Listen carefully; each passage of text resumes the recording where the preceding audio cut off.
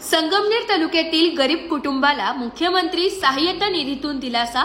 संगमनेर तालुक्यातील आदर्श तिगावचे सुपुत्र संकेत तुकाराम सानप यांच्या प्रयत्नांना यश मिळत गरीब व गरजू कुटुंबातील रुग्ण अनिल पुंजाहरी कानवडे याला मुख्यमंत्री सहाय्यता निधीतून 1 लाख रुपयांची आर्थिक मदत मंजूर झाली आहे। कानवडे हे गेल्या काही काळापासून गंभीर आजाराशी झुंज देत असून उपचारासाठी मोठा खर्च होत होता।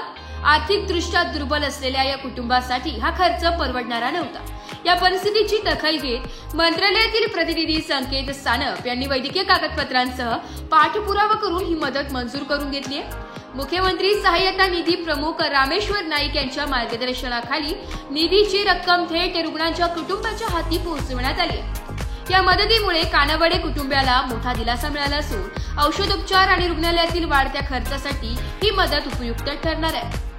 या कार्याबद्दल गावकऱ्यांनी, सामाजिक कार्यकर्त्यांनी तसेच स्थानिक जनतेने संकेत सानप यांचे मनापासून अभिनंदन केले।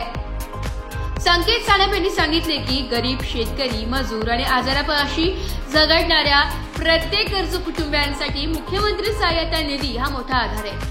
शासनाची मदत खऱ्या अर्थाने जनतेच्या हाती पोहोचावी हा माझा सततचा प्रयत्न आहे।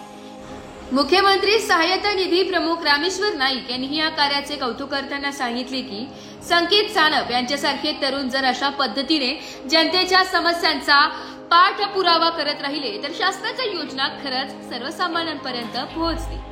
शासनाची मदत जनतेच्या हाती हा उद्देश साध्य करताना संकेत सानप यांनी दिलेला हा दिलासा समाजातील वंचितांसाठी आशेचा किरण ठरलाय।